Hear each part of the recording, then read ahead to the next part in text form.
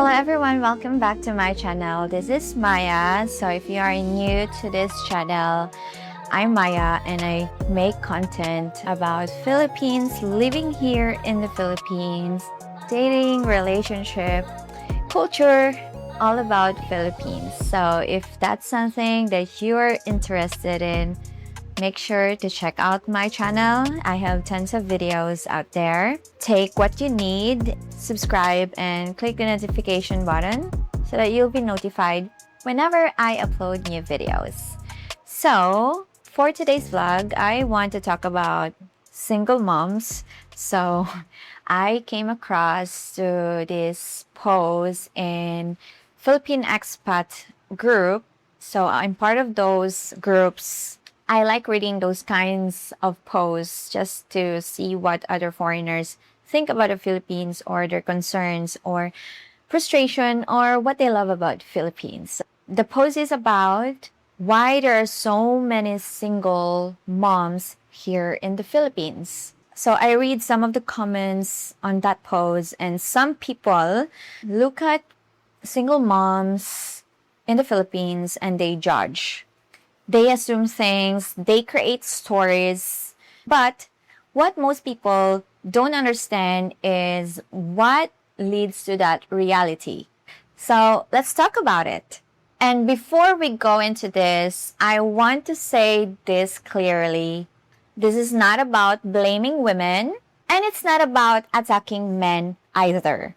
Because the reality is, it's more complicated than that. Every situation is different. Every story is personal, but if we step back, we can see the patterns. And if we don't talk about those patterns honestly, nothing will change.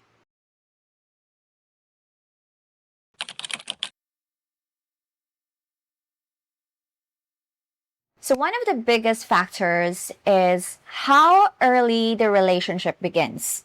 In many parts of the Philippines, many fall in love in a very young age. And when you are young, you lead with emotion.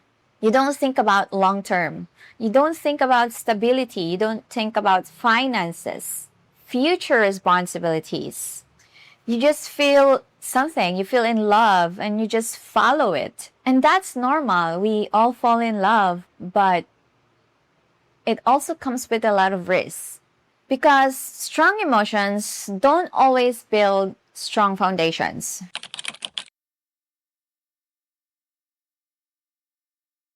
And then there's religion. The Philippines is deeply influenced by religious beliefs. And those beliefs shape how people see marriage, family, sex, and in many cases, sex is treated as something that should not be openly discussed, something private, sometimes even something uncomfortable to talk about. And when a topic becomes a taboo, people don't learn from guidance, people learn from experience. And experience doesn't always come without consequences.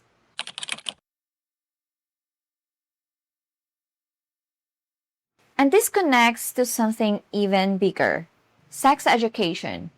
In many schools here in the Philippines, it's either limited or not deeply explained. And at home, it's often the same.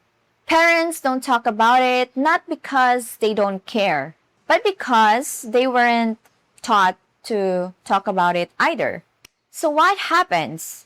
You have young people entering a relationship with a very little understanding of protection, boundaries, long-term consequences, and that lack of awareness leads to life-changing situation.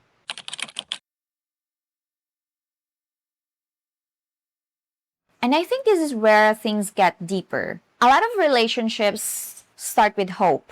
Hope for love, stability, a better life. But relationships are not just feelings. They require maturity, responsibility, consistency.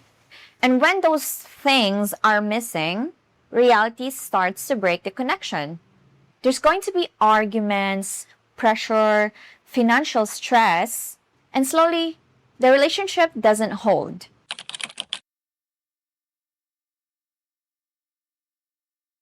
And then we have one of the biggest factors: money. Raising a child, it's expensive. And when there's no stable income, everything becomes harder. Stress increases, conflict increases, and sometimes one person chooses to leave. Sometimes it's avoidance, sometimes it's inability to provide, sometimes it's just lack of responsibility. And in many cases, the mother stays.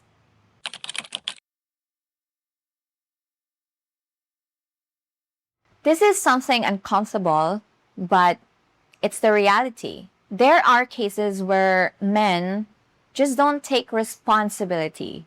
And this creates a gap that someone has to fill. And most of the time, it's the woman. Not because it's fair, but because someone has to step up. And over time, this becomes normalized. People stop questioning it, and it just becomes part of the reality. And because certain topics are not openly discussed, the patterns repeat, different situation, different people, and the cycle continues. And maybe the uncomfortable truth is we talk so much about what went wrong, but not enough about how it could have been prevented. So when people ask why there are so many single moms in the Philippines, it's not just one reason. It's a system of factors: culture, beliefs, education, economics, choices, and sometimes just life happening. But here's what I always notice despite of everything. These women, they don't stop. They carry the responsibility. They raise their children. They keep going. And maybe the conversation shouldn't just be why it happened, but how we create better awareness, better education, better support, so the next generation has better outcomes. And I'm really curious, what's your perspective about this? Comment down below. I'd really like to hear your thoughts. Thank you so much for watching, and I'll see you guys again soon. Paalam!